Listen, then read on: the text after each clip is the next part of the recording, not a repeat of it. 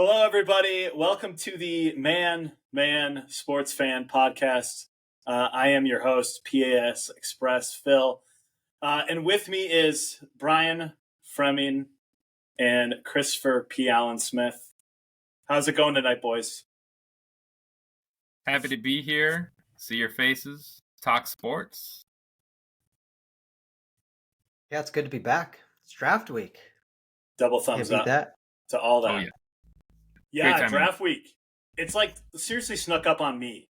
It's like I've been reading some stuff, I've been going through stuff, and it's like here. Like it's actually here. Like all the hype, all the build up. You guys got any draft plans? Yeah, I think I don't know, I've watched the draft before, and I don't always like watching the draft. I feel like when I don't watch a draft, it usually goes better, or I'm more excited about it. I've waited around for the picks, and yeah, I don't know. It's like if we don't pick the right guy, it's a very disappointing experience. So I think I might not watch. I watch casually, like I follow it, but I watch baseball during it and stuff. I know you're locked in though, Phil. Yeah, I am. I'm gonna have some people over. We'll get some B-dubs. Yeah, we'll fill out a mock draft beforehand. Yeah, we'll do the whole 9 yards. So, well, hey, we'll get into some draft talk. In a little bit here, but first, unfortunately, we have to talk about Badger basketball, which we've done the last 5 months, or however long this pod has been going. And we always usually talk about Badger basketball, and we had some good times, ran into some troubling times, had a ray of hope, and then it was snatched away from us. And I think I told you guys, or we talked about, like, we do not want to talk about the Wisconsin Badgers anymore in any depth for a while. But we just have to, because we've had many things happen. Chucky's entered the transfer portal. Connor Essegian to Nebraska. AJ Storr to Kansas. Local hometown hero, Isaac Lindsey, also in the portal. I don't know if he's hometown, but it just feels like the news keeps getting worse. And so I want to start with Chris. When you saw that Chucky entered the transfer portal, what went through your head? Yeah, there's a lot to break down here. I kind of want to go through a timeline, and I'll get to Chucky. So this all started, as you talked about. Season ends. I think we talked about on our reaction podcast, like, where are we at with guard, the state of the program. And I was saying I feel pretty good because we have a good core coming back.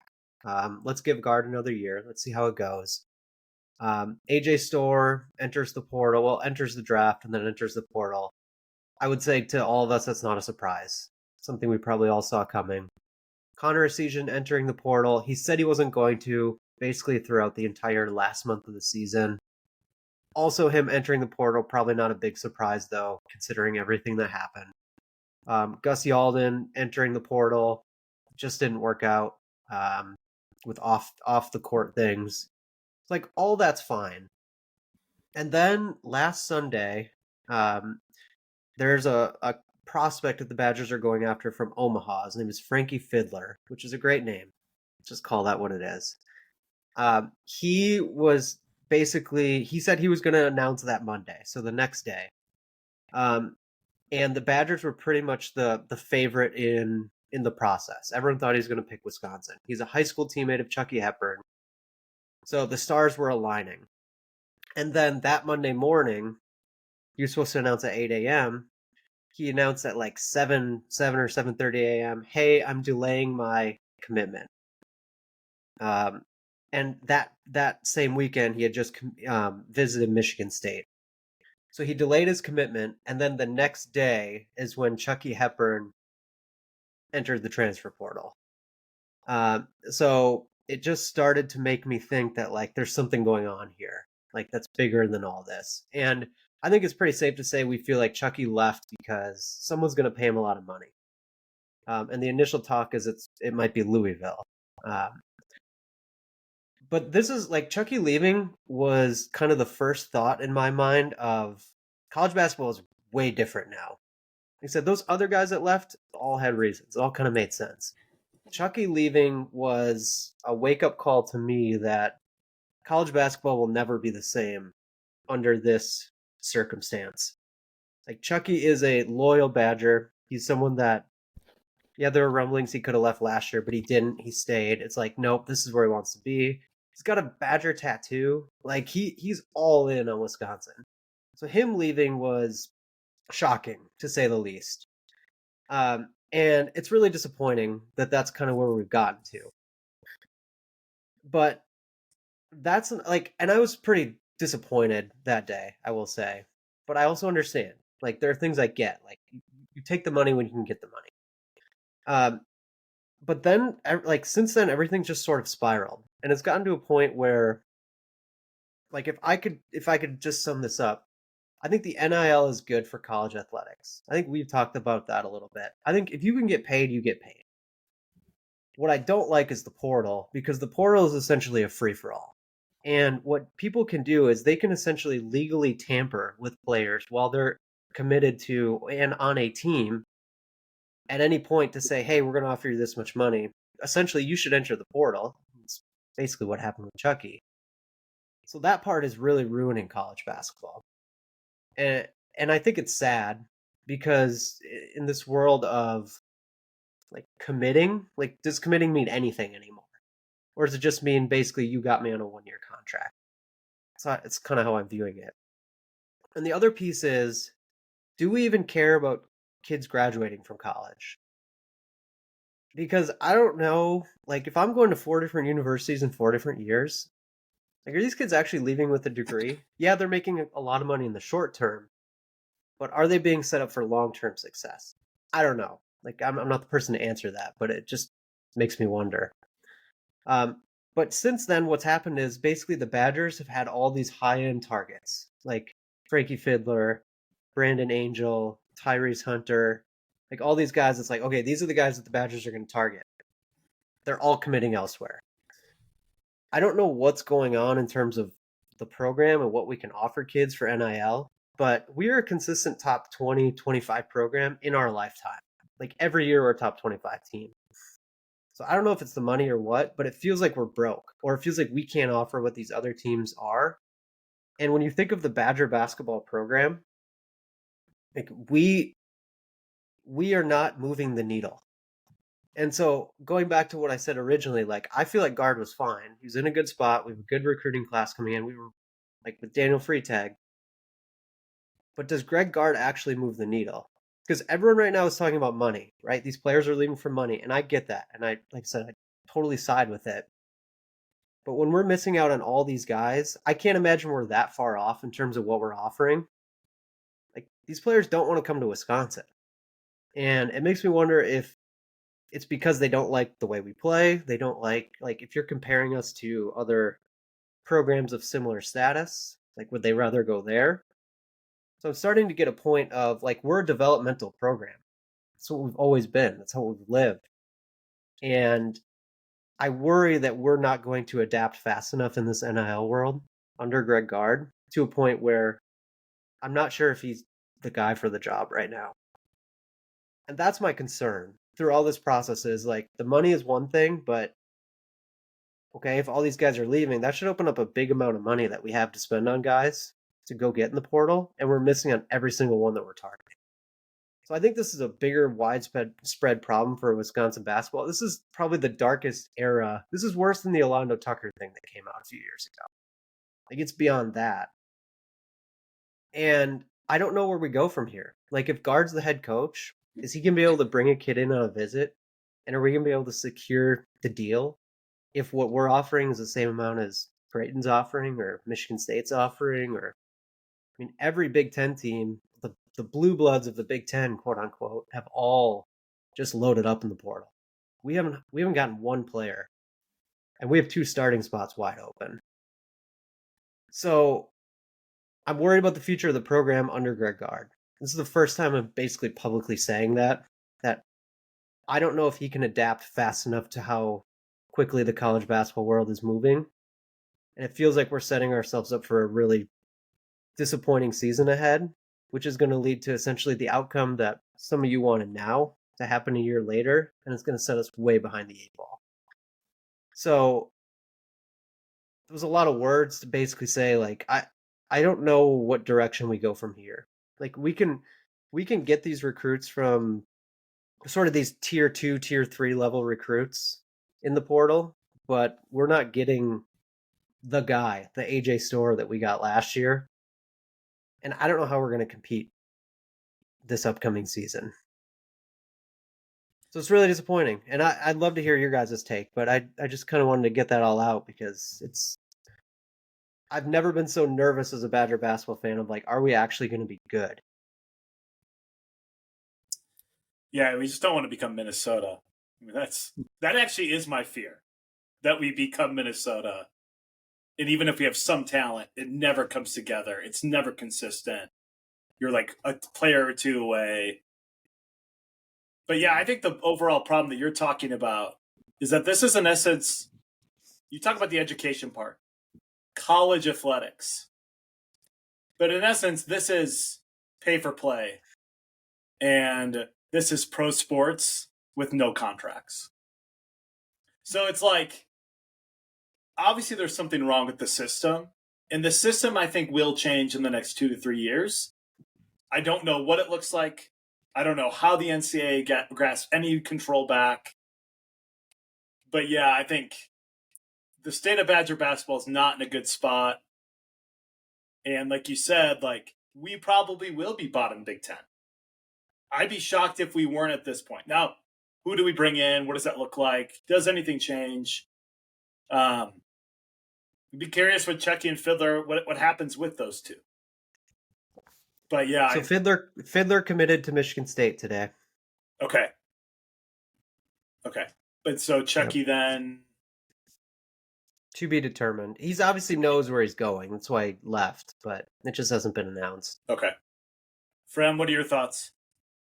Yeah, I think, love what you said, Chris. Overall, I think it's a really good insight and take to where Badger basketball is at right now. Yeah, and I think I agree with you, Phil. I think and unfortunately in life this happens, right? There's the overcorrection of something where these guys didn't get paid, and was it back when it was a decade ago? I mean, the UConn championship team is coming out saying we're like whatever, scrounging for food and we have nothing. There's these stories of how college athletes are struggling, right? And everyone's like, whoa, this is ridiculous, and all the fines and the violations and everything and all the scandals. And now it's like this overcorrection of this free market, this wild west of like, do whatever you want and recruit however you want. And like you said, legal tampering. Yeah, I think it's going to correct here. And I have to imagine the thinking heads of basketball, people that oversee the game or have leverage or have money, frankly, and power, will look at this and be like, is this really good for our sport? Is this good for fan bases? Or have we gone so far that now players have all the leverage and they can just kind of, jack up the price tag here and go wherever they want? And it doesn't necessarily set you up for success, I think, in life in many ways. I think, that's a whole other commentary we could go on. But I definitely think it corrects at some point here soon. And I mean, I think the comp I would say for us is like even in Iowa, where maybe we get like these. I think we're definitely a step above Iowa, and we always have that potential to be one of those top teams, typically at Wisconsin. But it's like we recruit some of the similar players as Iowa, but then typically we have those few other pieces or studs that really put us above. But I think, like in Iowa, we may have a bunch of sound basketball players and we're 500, right? And we're in the NIT every year. So I think that'd be my fear. Probably not too much different than Minnesota. And that's a really brutal place to be, because like you're saying, Chris, like we've always been relevant. We've always been competitive in our lifetime. And just to see the fall Badger basketball would be really something, I think, and something that I think no Badger fan is really ready to process. Even I think you always expect us to be in the mix every year. Yeah, that's why I wonder, like with guard, like can he bring a guy in and say essentially, I'm going to hold you accountable. I'm going to bench you if you make a mistake. Like, can he even do that anymore? Like, does that work in today's college basketball? Because Yeah. you look at a guy like Essegian, like he rode him hard and he put him in his doghouse and he left. Like that's what players are going to do. They're going to leave. So the way that guard coaches is this like we're going to develop you and you're going to learn from your mistakes. I don't know if you can coach that way in 2024 and keep a core of your roster the next season. And so Josh, but that's my concern. Like we may bring in these guys, but guard's still looking for these guys he can that want to play hard. I mean, like there's the things that we know with Badger basketball. Like, can that still exist? And also, can we roll over a roster from year to year? Because that's where I don't know the answer to that. Josh, but look at Dan Hurley though. I mean, he rides his players harder than maybe any coach does. Yeah, And but he's Dan Hurley. Like, right, he has the you know, credibility. yeah, Well, He has the credibility, and like I think I think you're right about Guard. Like he doesn't have that, right? Like he's on the shortest leash of any coach that we've maybe had, and like you said, if like we don't get those players, I mean, we're gonna end up firing him because if he's bottom third, we'll just see. I mean, the writing's almost on the wall unless he gets like a really good recruiting class. But I don't know. I think for me, like I just want people that want to play for the Badgers. Like who just loves the university? Like who just is committed in that way? And I don't know. Is that dead? I don't want to believe that that's dead. I don't want to be that cynical that it's always all about the money. And yet the NBA is really hard to make. So it's like if you do have a chance at 500K, 750K, do you go for it because your buying power in the NBA is always it's so difficult to right. get there. I don't know. Right. I mean, like, do those Max Klesmits exist enough for us to build a team? Because that's the guy you're talking about, right? Hometown kid, always wanted to play for the Badgers. Like, he's not going to leave. no. But can you find enough of those guys to be competitive? I don't know that answer. Well, it's an identity crisis. I think this is, like the hot take of this. Like, we can pump up Dan Hurley all we want. And I do think he's a really good coach to get these guys to perform. But like he even said it himself, like in the interview, like post-game championship, like you get a bunch of like NBA talent together, and you get them to like play together. Like iron sharpens iron, right? Like he has talent. So if he wants to like jack them up, like there's really talented guys behind him and they can like motivate each other. Whereas like a Badger team, like, I mean, you need a guy like Connor to come up and like be something for you because you don't have the depth to just like pull another guy off the bench and like, be that lights out shooter or something like that. So it's different, I think, in a Badger program where you really need to push the right buttons to get the most out of what you have in that roster. You don't just have the depth to just, that UConn roster is insane looking back on it. And so, it's the identity crisis of can we be this like traditional Badger basketball team, or do we have to now be like, we have to get a salesperson as a coach basically to bring in talent now. And that's what I've said all along leading up to this point, that I've said that I don't think guard's the right person in the NIL environment. So, I just think to your point, Chris, it's like, I've always been on the other side. I just don't think he's the right guy to do it in this environment, unfortunately. Right. Yeah. To your point, Phil, I think the traditional way of Badger basketball is it dead? I think it has to change at least. I don't know if it has to totally be dead, but it has to evolve, has to adapt for this environment at least. So that's kind of my last point is the way that Badger basketball has been successful. Like we know the identity, like we understand the foundation of that program. When you say like, is it dead? I don't know if it is, but like, is it good enough knowing that all these other schools around you, these power schools, are just going to load up with high-end talent in the portal every year? Like, can our guys that play hard and are less talented, can they actually keep up with these teams that are just going for the top guys every year? That's where I think the disconnect is. We can't build that way and sustain success knowing that Ohio State, Michigan, Illinois, Michigan State, Rutgers, Maryland are going to do that every single year. I have three things that I just want to end with, and then I think we move on because I want to get to hopeful things rather than despair. First is we have been ruined by having a Hall of Fame coach for 25 years in Bo Ryan, and that I don't know if it's that long, but that's a standard that we had forever, and Gard is just not as good as him. And I don't know how Bo Ryan would have handled the NIL era. I don't think well. I don't think well. Not good. And Gard's not bad, but yeah, we also were spoiled with Bo Ryan. Second, I truly believe the NIL changes and the transfer portal changes. I think, yeah, in the current state, it doesn't look good for Badger basketball on a consistent year-to-year basis. But I think it does change, and probably football leads the way in some way. When SEC, Big Ten, these commissioners get together, and in essence, the NCAA will just be ushered out, which I think is weird to say. And maybe it'll just be for football that it gets ushered out eventually, I think.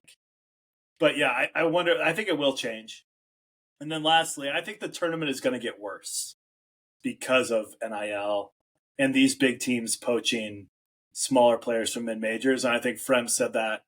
You called that, in essence, 2 months ago, and I wasn't sure.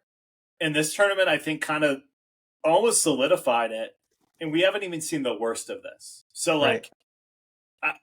I don't know. I think those three things came to my head, and I think people will see the problem with college basketball over the next couple of years here because of the lack. I think there will be less parity, actually. Okay, well, let's move on. Because I don't want to talk about Chucky Hepburn anymore. I love Chucky Hepburn, but it just feels like he's a traitor now. That's what it feels like to me. But it's also like, I understand. You get $500K somewhere. He's not an NBA player, you know? No. Right? No. I've heard maybe $750K. I'll just throw that out there. Wow. Okay, does Chucky Hepburn ever play in an NBA regular season game? No. I think he gets G League at most. Okay. European, maybe. Yeah, I think he goes overseas. Yeah. We'll see what happens in a couple of years. It will be very good. Yeah. Oh, yeah. He's a solid player. Well, let's get to the NFL draft. We're going to talk Packers here in a little bit, but it's worth talking about these top 6 quarterbacks. There are good quarterbacks in this class. This is not a Kenny Pickett class. This is what could be a very good one. And so what we want to start with is just talking about these top 6 quarterbacks. It's Michael Penix, Caleb Williams, J.J. McCarthy, Drake May, Bo Dacius, Nix, and Jaden Daniels.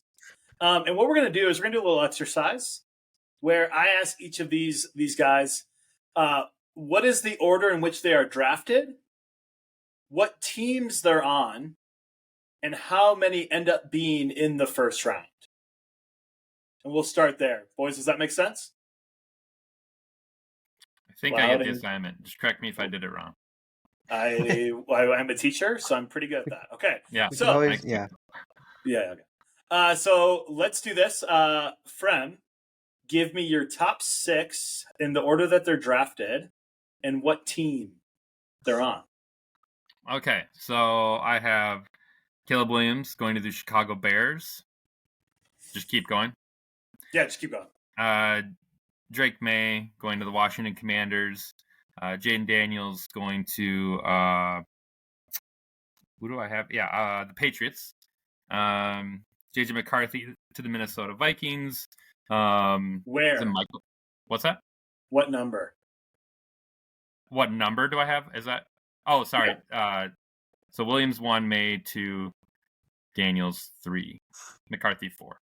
Okay, so you think they'll trade up with the Cardinals? Sorry, that's the Vikings. Vikings are at. I think they're at pick 11. They're at 11. Sorry, 11, yeah. There you go, 11.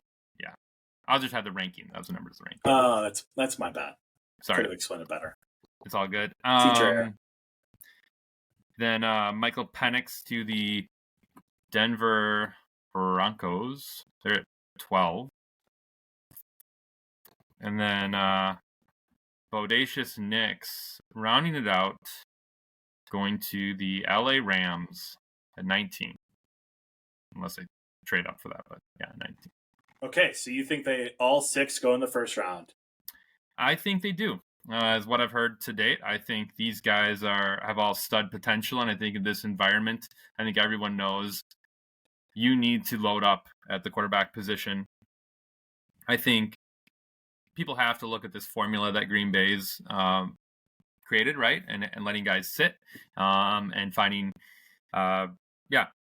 hopefully like a Stafford deal there in LA, like letting somebody like Nick sit and get good behind Stafford, and then succeed him at some point. I also think there's just not good enough quarterbacks in the NFL right now. I think you look around, you look at some rosters and some of the talent, and it's not there whatsoever. And some of these guys are older. I know Nix and Penix are a little older, and so they're even older than some of the guys starting the NFL right now. I think they have a lot of experience. So without a doubt, I think these guys are all drafted. I think it's a QB-dominated league, and I think you're going to take a dart at one of these guys. And the teams that are drafting, you look at, obviously Chicago, Washington, New England, no doubt whatsoever. Minnesota is another, no doubt. We can talk about Zach Wilson in a minute, but I think they have to be looking.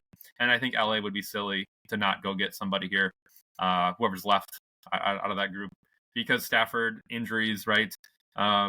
They need somebody else there in case Stafford can't go. So I think some of those quarterbacks are either the same age as Jordan Love or even a little bit older than him. Correct. It's kind of crazy to think about. All right, Christopher P. Allen.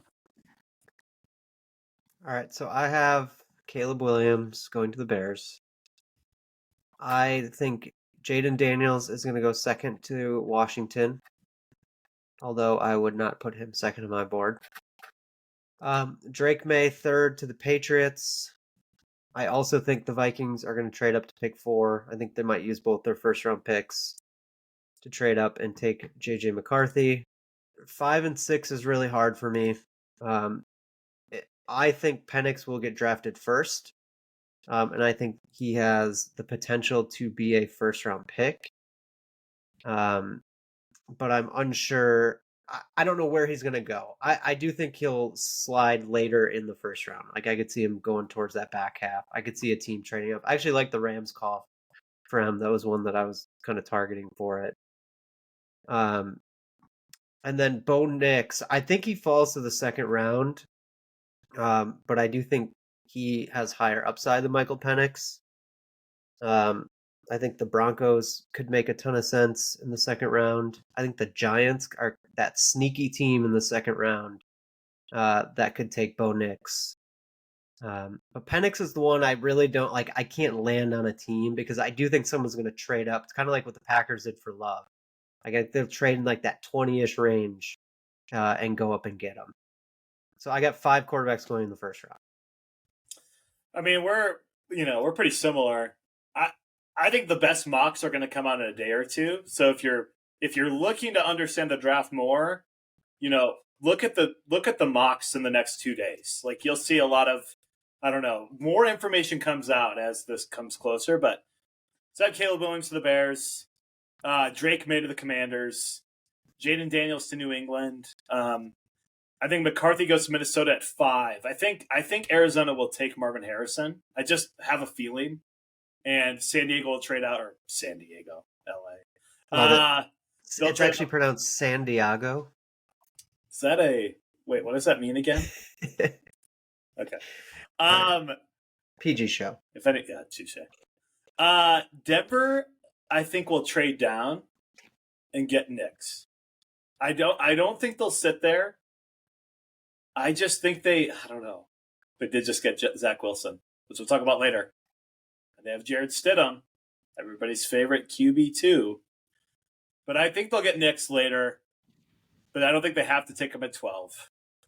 And then I have Penix also to the Rams. But I don't know if they stay there at 19.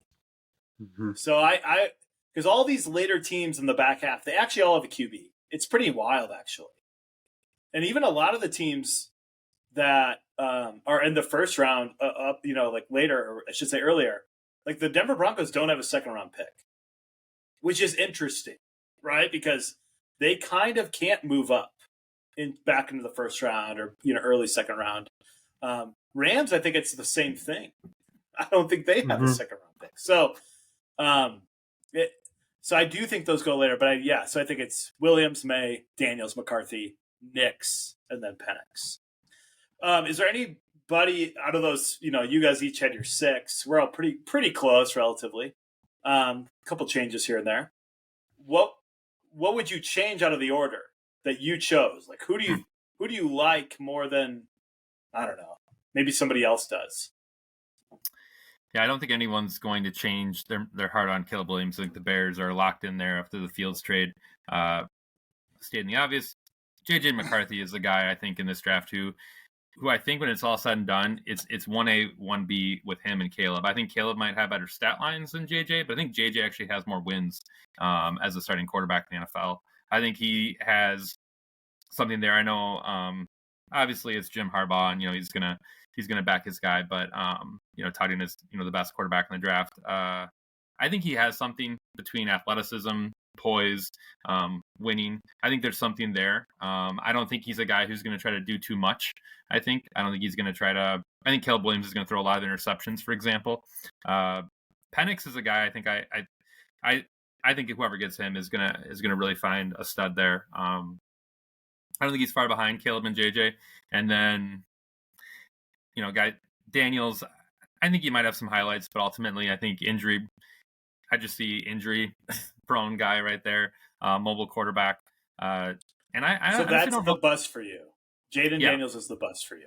Well, okay. Well, really, he's bust number 2. Drake May is the number 1 bust for me. He's the bottom ranked quarterback I have out of these 6 without a doubt.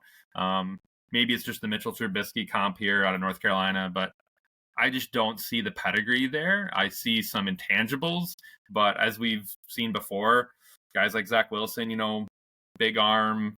I mean, people that have some raw skills don't necessarily translate unless they're put into the right system.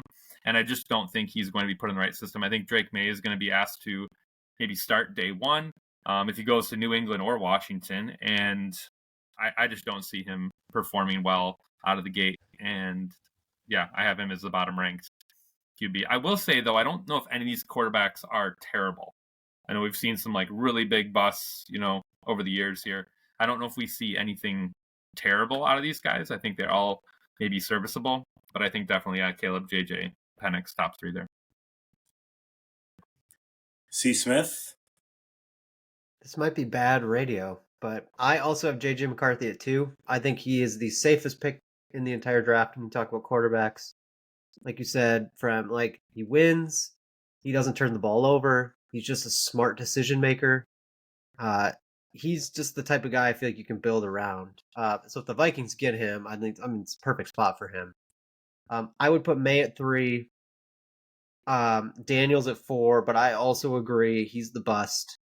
I think that he's going to have trouble staying on the field. He's small. I don't think people realize that. So if he's moving around a lot and getting hit, he has a high injury potential. Bo Nix is kind of my sneaky QB out of the 6, though. I like him more than Penix, and I think if he ends up in the right spot, he could be a Justin Herbert type player. And I know that's also a bad comp because he went to Oregon, but he can make all the throws. He really just had a down year, and it wasn't even that bad. I don't know what it was. A year ago, he might have been the number 1 pick. So he's the one that I feel like someone's going to get a steal on, and I do think he'll go in the second round. Yeah, I don't know. Is Jaden Daniels Lamar Jackson? And that's the question, because Lamar Jackson is also small, but he's never had trouble staying healthy. He also there's QBs that just don't take hits. He's one of those weird ones that Lamar Jackson does not take hits. I don't know how he does it for as much as he runs. Would you want Lamar to be your franchise QB? Would you feel good about it? Yes, I would. Because he's shown enough in the pocket where I'd feel comfortable with it. I really would. I have a mini hot take that if Lamar played in another system, he would be very good. I think this is the second system he's played in. Because Todd Monken came in this year. What's the dude before him? Greg Roman. He was under Greg Roman for like 5 years. But you might be right. I mean, he's used to his weapons, right? Yeah. But I think, here's the thing about McCarthy. He's probably the most boring quarterback out of those top 4, but he's probably the safest. And that's interesting, right? Like, Caleb Williams I think he's going to be very good, but it's the Bears. Yep. I mean, honestly, it's the Bears. And, like, you just never know with what they do. And, like, does he get discontent there? Is he more of a diva? I don't want to put that on him. I don't know if he necessarily is. I think his teammates like him, but I guess he operates differently. And Drake May, I think, is a little bit better of a Jordan Love coming out of college, actually. He has all the tools, but it's a matter of, like, will he have the time to get his mechanics right consistently? Because I think at North Carolina, that was always, I mean, I guess with the tape, he's, like, not always that accurate. And he misses too many easy throws. So it's like, but that's usually mechanics. So, Penix can't throw on the run. So I actually think Nix will be better than Penix. But Penix is he's a lefty, so this is kind of, but he reminds me of Tua a little bit, but not as good or consistent. So it's probably a lazy but fair comp. It is, yeah. It is lazy, but it also feels fair. I mean, I think it's fair. Penix is a little faster than they thought, though. So yeah, Brian. A little faster. Yeah. If you watch that Washington-Texas game semifinal, for the national championship, to go to the national championship there, he had dimes. I mean, Penix was lasers, dimes over the field against a very good Texas defense. I think there's a West Coast bias, probably for Nix and Penix, because people just don't watch those games, right? They're on late. If you're on the East Coast or in the Midwest, you're just not staying up and watching them. And so I think they both could be better than what people think. I wouldn't be surprised if there's injuries to like Caleb or JJ that Penix, I think Penix could be the top performing QB in the draft if there's injuries to other guys. That's interesting. That's a hot take to say that Penix could be the best. Yeah, I mean, leave it there. Any last thoughts, Chris? Are you itching to say something? No, I'm good. Okay. Well, again, the QBs always get the storylines because QB is obviously the most important position in football. And like Frem said, I think there's a lack of good QBs, and everybody's looking for that next one that could put you over the top. So it'll be interesting to see. I do think all 6 go because I think there's enough potential in Nix and Penix where I think somebody will either trade up in the first round or feel forced either trading down and then picking him or something of that nature. So let's jump to the Packers because we're all Packers fans here. I have an interesting question to start. If you had to make a bet on what position the Packers don't draft in the first round, except for QB, running back, and tight end, what would it be? So if you had to make a bet on what position the Packers don't draft in the first round, not looking at QBs, running backs, or tight ends, what would it be? I'm going to take the most obvious approach here. Receiver, as much as it pains me, but I just don't see us drafting a wide receiver. I think it's just our brand. We find practice squad guys in the, at the earliest, second or third round. I think it's just our brand and how we build a football team. I don't think we're gonna pay for a first round receiver. As much as I think Chris and I both said we'd love to see it. I'd have a pretty strong confidence on that one. Yeah, I'll go secondary. I don't think we're going to take secondary in the first round. I think we did pretty well here in the offseason. I do think that's a position that we can find later in the draft. So I don't want to say it's completely off the board, but I don't think that's where we're looking first round. Okay, so the 2 names, just on what you guys said. If Brian Thomas Jr. is there, do we pass on him from LSU? Yes. I appreciate that you said that name because that's the name that I think they're taking in the first round. So I do. You think they're going to take it? I think that I'd love that to happen, Chris. It's the opposite of Frem's take, but I think that is our number one need is a wide receiver. and I will go on a hill on that take because I don't think our receivers are that good. Yes, Number one need. if we want to elevate I don't know our about offense, that. that's the need. You're pretty much saying that Christian Watson isn't He'll never play reliable or 17 can't be games. a wide receiver one. I'd be shocked if he plays more than 10 to 11 games a season. Okay, so you said secondary. Cooper DeJean from Iowa. He's there. Brian Thomas is taken by Dallas at 24. They need a receiver. Do we take Cooper DeJean? You think we pass? No, I don't think we put. It would be tempting if he's on the board. But I do think. Well, I mean, we've had success with players from Iowa, but Some people I don't think he'll he be goes there. I guess that's 19 why I or haven't really earlier. thought about that much. Touche. I think for me, it's edge. I don't think we take an edge. We have Rashawn Gary. We have Preston Smith. We have Lucas Van Ness. We'll have Enagbare coming back mid-season. I think we'll get edge later, but I don't think we'll take it first round. I don't think we'll take Chop Robinson. I don't think we'll take the dude from UCLA. I think that's the one I feel the most confident we don't take, just because we've invested a lot of money already. And we do love edge players round one. We do. But I think this year I think they go a different route. Okay. That was interesting. That was good. So, Chris, you think the Packers draft Brian Thomas I think Jr.? if he's there, he's the Round guy one? that they're taking. Is that yes. who you is? Okay. Frem, what player do you think they draft? Number one. I think we're taking O-line. I look at some of these names: Tyler Guyton, Graham Barton, Fuaga out of Oregon State. You can say he's good. He's good. Yeah. Was it? If you had to pick one name, if you had to pick a name that we're landed on. Yeah. I mean Guyton is a guy I keep seeing out of tackle out of Oklahoma.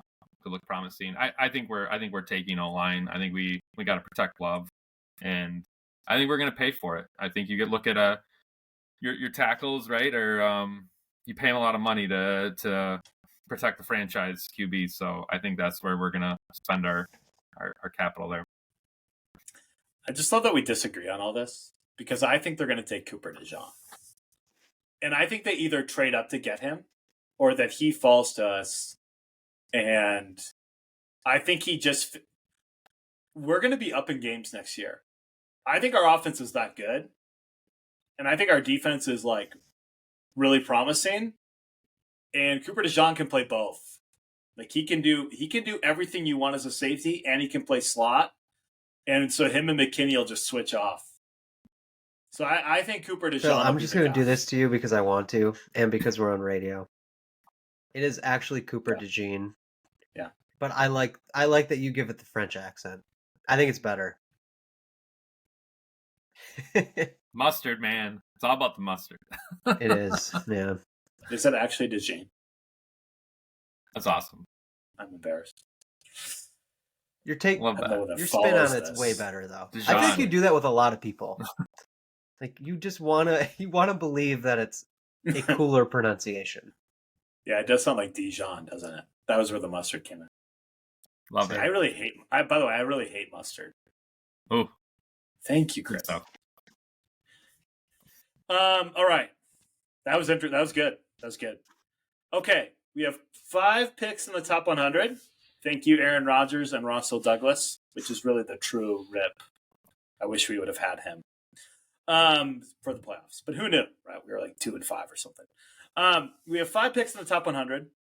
I don't need any names, but give me the positions you think we'll have with those 5 picks. And if you want to give me a name or two outside the first round, do it.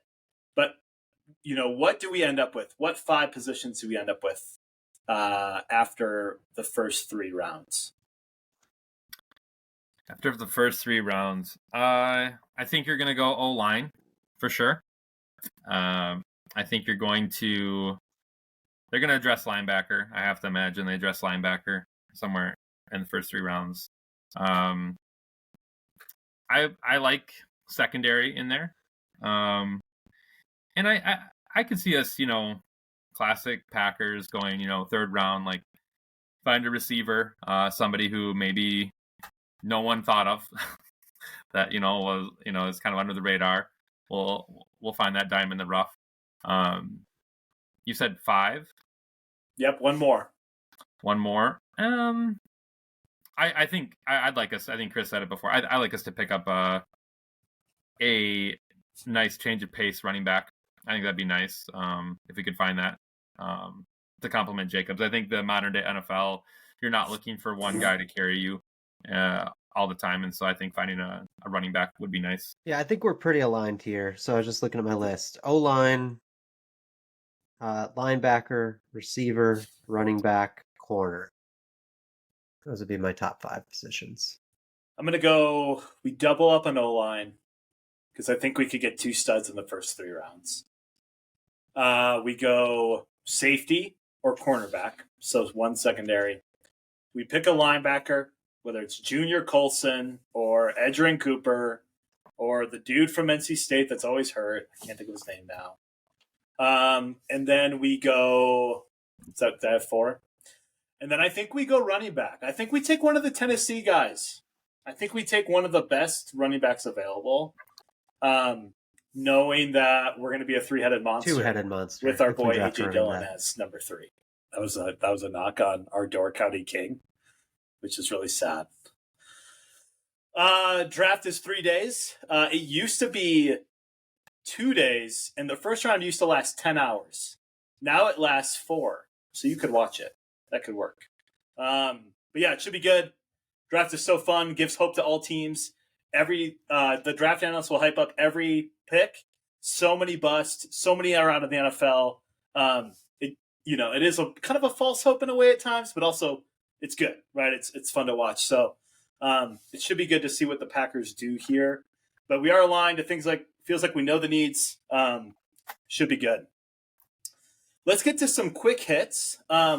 I just want to do, we'll kind of do this where it's like you have 15 seconds or less to talk, and then we'll kind of move on. Baseball, your surprise team.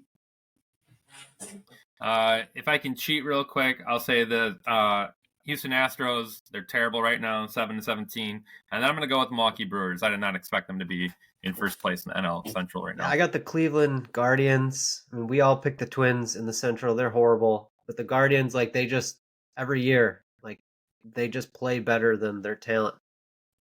Like, gives them, like, their pitching staff is always solid. They're like the Brewers of the AL. I'm going to go the Astros. They're just bad, and I don't get why. They should be better, and they're legit not. Surprise player for you. Yeah, Jared Jones. I'm going to go him. If I tried to pick one, I think I'll leave up some other guys for you. But Jared Jones out of the Pirates right now. Second lead league in Ks right now. ERA really low, just coming out of the gate. You don't expect younger studs like that to perform so well. Who knows if he can keep it together? And I think the other piece I'll just say real quick is the Pirates do not produce great pitchers. Typically, people leave Pittsburgh and do much better. So they must pick they have good scouting, but they never develop them internally. So I'm going Jordan Westburg of the Orioles. I didn't know if he'd have a spot to play every single day, and he's just forced himself into the lineup.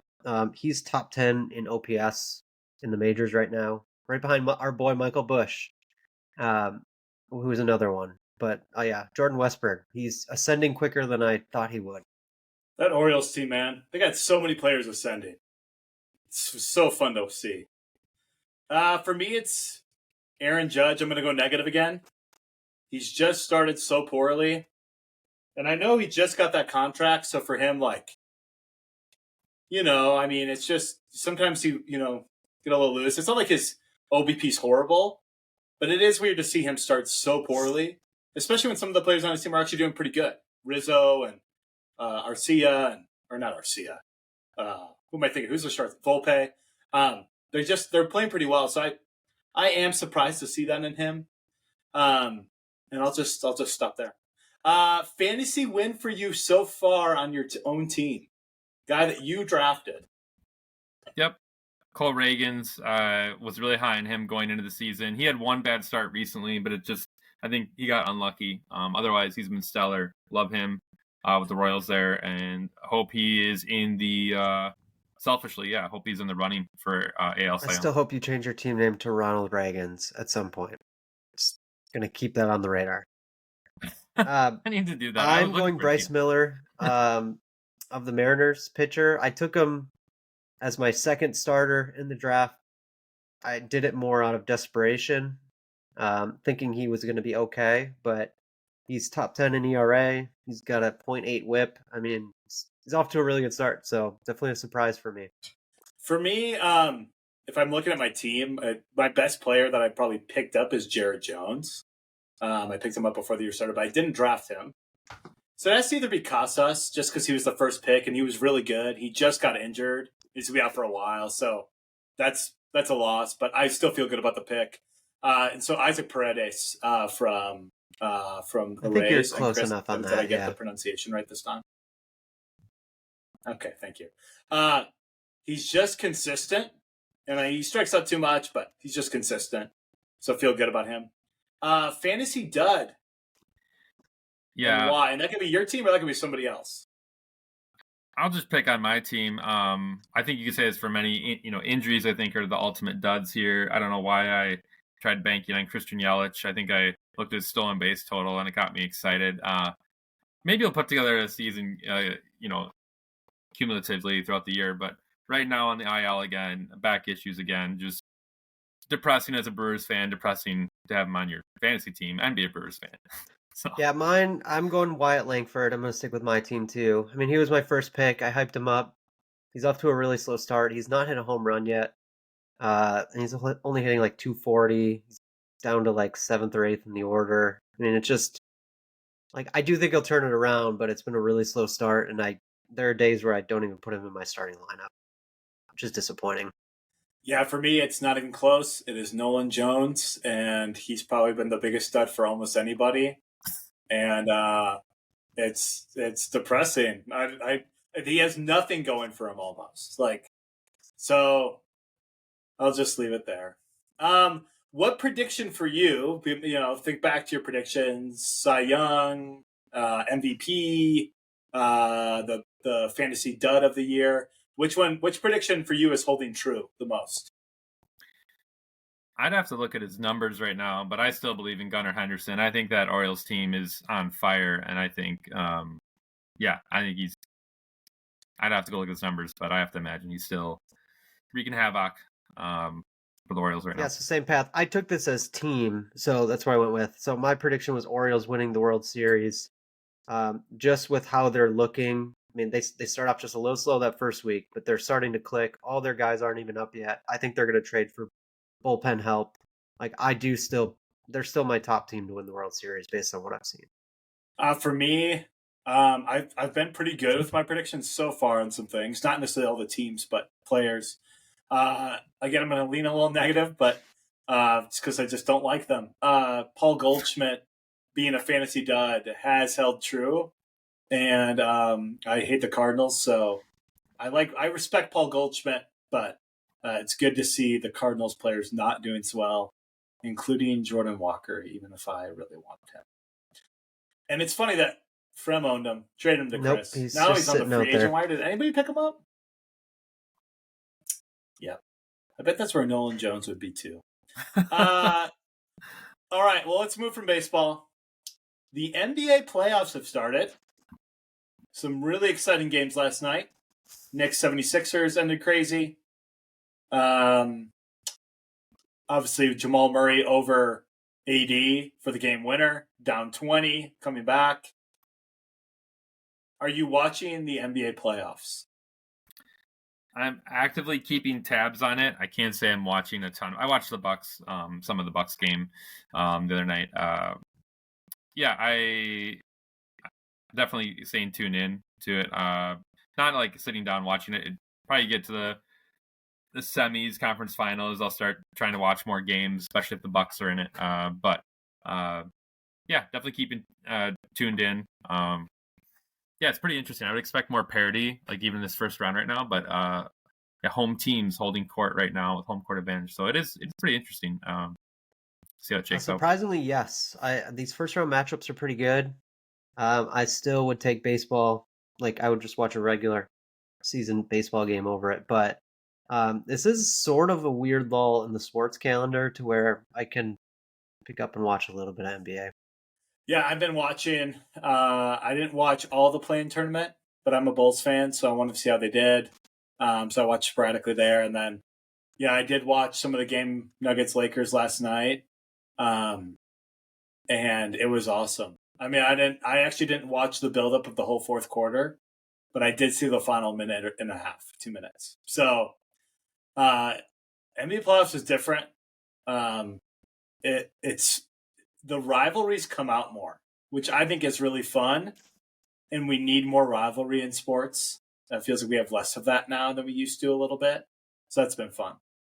Masters, Scotty Scheffler winning it, Mr. Consistency. Did you watch it?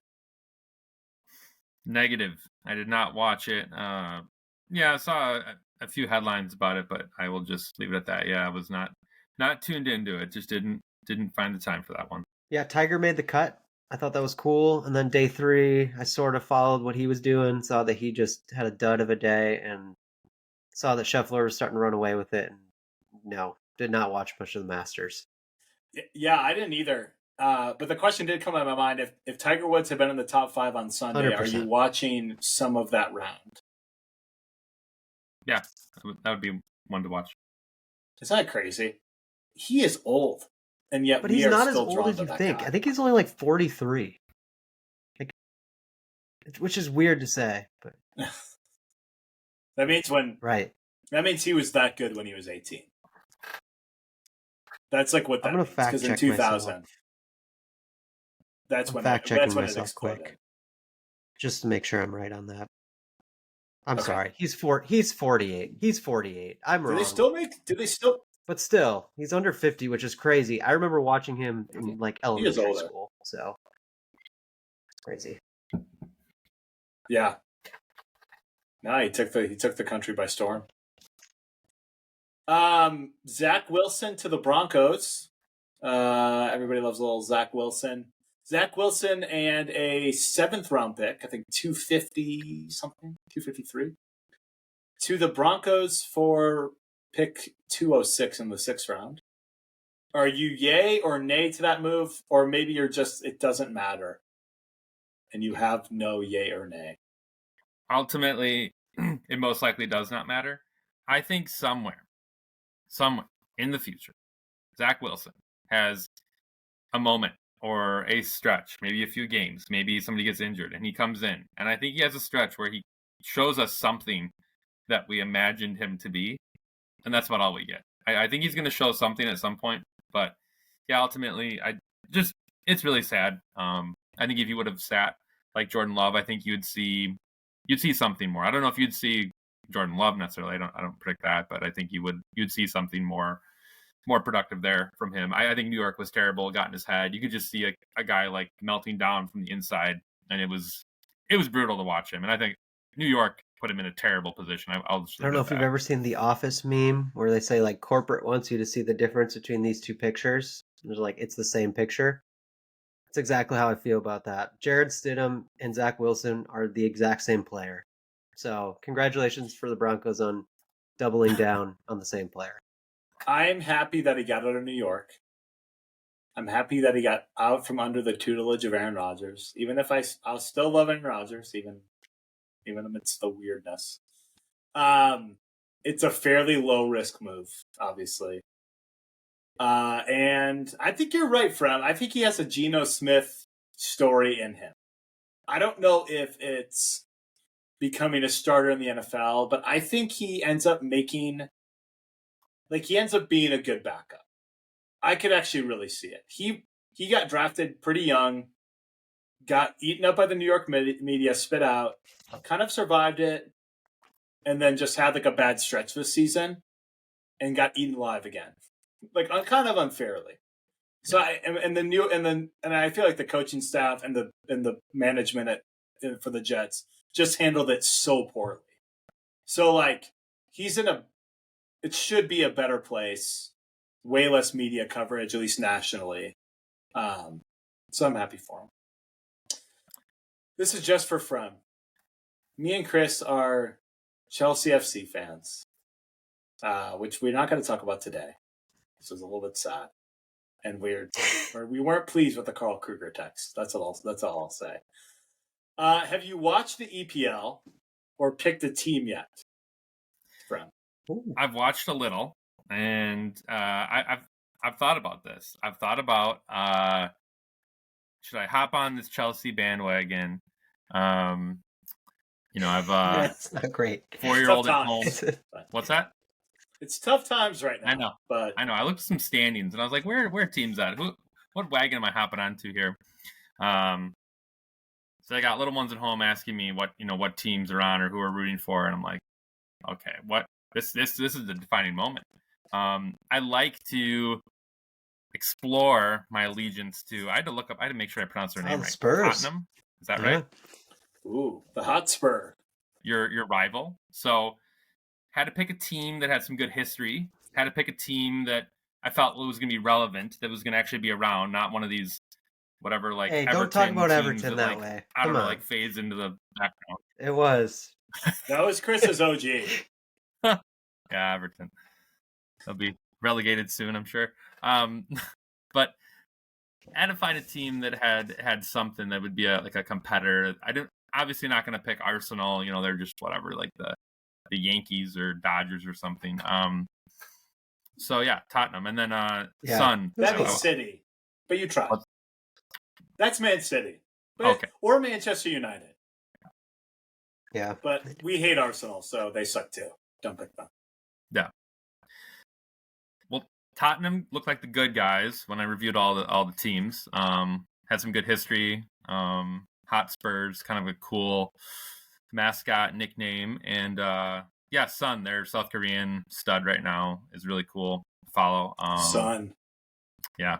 And they just seem to have some good energy, some kind of a cool story from London still. So, big city team. Yeah. So that's where I'm at right now. Tottenham. As much as I can't support you because they're another London team, they have an awesome coach they call him Big Ange. And he is awesome. Like, he is awesome in press conferences. He plays a really high quality style of football. And so I can, from afar, get on your choice there. From afar, because they're a London team. But yeah, they've been close. They haven't ever tasted true success, but they've been close. So if you're looking not to be super bandwagony, yep. That's the play. That's what. Yeah, I didn't want to go. Yeah, that's why I thought Man City, Man U, Arsenal. I just thought that was way too, cliche in a way. Yeah, screw all those teams. Chris, do you have any thoughts on that? No, I appreciate the research that he did, though. That's kind of the same process I went through when I first picked Everton. It's like I was going through the history, like the story and all that. So I appreciate that. It was fun. Yeah, you guys have more of a process than I did. Nathan Mazurk asked me to watch Chelsea games, and then I got a Drogba jersey for Christmas, and that was it. I was done. Which has been very fruitful, but also a lot of criticism of Chelsea. So, all right, let's move forward. I'm glad, friend, that you have actually done some stuff that's awesome. Let's get to the final segment, the wide world of sports. Almost sounds like some early 90s, mid-90s ESPN show. Yeah. So what event, sports news are you thinking about today? What sports news am I thinking about today? Yeah, I think the NIL, just briefly, I think that's been on my mind there. Yeah, I can't get away from it. It's, I guess, pun intended, the fever. Yeah, Caitlin Clark, I'm going to ride this bandwagon. Seeing her Nike deal right now and getting to the Indiana Fever and maybe wanting to tune into a WNBA game. I'm just really curious if this can change the landscape of the game. So just a quick shout out to her. And can there be some new rivalries or maybe something worth watching out there. And then I will just give myself a little plug that I am in first place in Fantasy NASCAR. So I know Chris talks about it, and I just want to give myself a good old pat on the back for doing weekly research. And don't get to watch all the races, but I'm following closely. They're just going left. It's a marathon, not a sprint, friend. Enjoy your first place while you have it. I'll enjoy it right now. So I appreciate the segue. That's perfect. I want to shout out NASCAR. I don't know if either of you saw this, but this past Sunday was Talladega, which is a big race on the schedule. It was won by a driver named Tyler Reddick. And that name may not stand out, but his owner is Michael Jordan. The team owner is Michael Jordan. And that was the first race that Michael Jordan was present at that his team won. So he had a really cool interview on TV. Basically, like, you could just see his genuine passion. He actually grew up around racing. So this is something he always wanted to do. And when they asked him about like him being an owner and like, where does this go from here? His quote was just straightforward. It just said like, I'm all in. So for those of you that love Michael Jordan, like I did, like, it's cool to see him in the NASCAR scene. He's at the majority of races, and like he's all in, and it's good for the sport. So it was just a cool moment that happened this past Sunday. He's also really into fishing, I guess. Like, he does like the professional circuit. The Caitlin Clark stuff I was going to talk about, but just because of how incredible it is. But Fred went into that. So I just had this thought about, oh gosh, I'm blanking on his name. I was thinking about Jimmy Fallon and, why am I blanking on his name? The former the Colts punter that's a talk show host. McAfee, thank you. Why am I blanking on that? It's late. Not as late as you guys are. I think Pat McAfee is a bro sports Jimmy Fallon. And I think it's spot on. They're both super jovial, super positive, give easy interviews, and are just fun to be around and fun to listen to. And that's all I have to say. But I think that actually holds. Did you say like Fallon or Kimmel? Which one did you say? Fallon. Yes. Okay. Sorry. Kimmel. I'm like, Kimmel actually gives hard interviews. Yeah. Fallon. That makes sense. Yeah. Pat McAfee is the sports bro jock. I think it's Jimmy a good Fallon. take. My one question though, like, do you feel like McAfee It's a good take. Do you feel like he's actually always genuine? Like, when he's not on the mic? I just wonder. Like, he's so jovial and enthusiastic. Like, I just wonder, like, is that actually a front, or is that just who he is? It feels like that's probably just who he is. I just don't know. Yeah, I could go either way. Right. It just doesn't feel fake, though. You know, with I agree Jimmy with Fallon, that. it does feel like that's who he is. And only because of like the SNL skits, he like laughs at his own jokes, laughs at his own characters. He like can't hold his character. I feel like Pat McAfee is, it's hard to, he's not exactly the same in that way, but I wouldn't, he's just always positive. It's always good. But he's also like hanging out with his friends, and do you know that he announces doing SmackDown every Friday? Yeah, and I can't remember where. Because he does WrestleMania every year too. Yeah, But that's incredible. He's a man of the people. Well, it's been good to be back with you guys. Got to talk some drafts. Got to talk some baseball. Got to talk some Packers. Unfortunately, some Badgers. If you have any thoughts or questions, hit us up at on the X, or just text us. Some of you do just text us, which is cool. But again, thank you for listening. This is the Man Sports Fan Podcast. We will see you guys Go Pack Go. next week.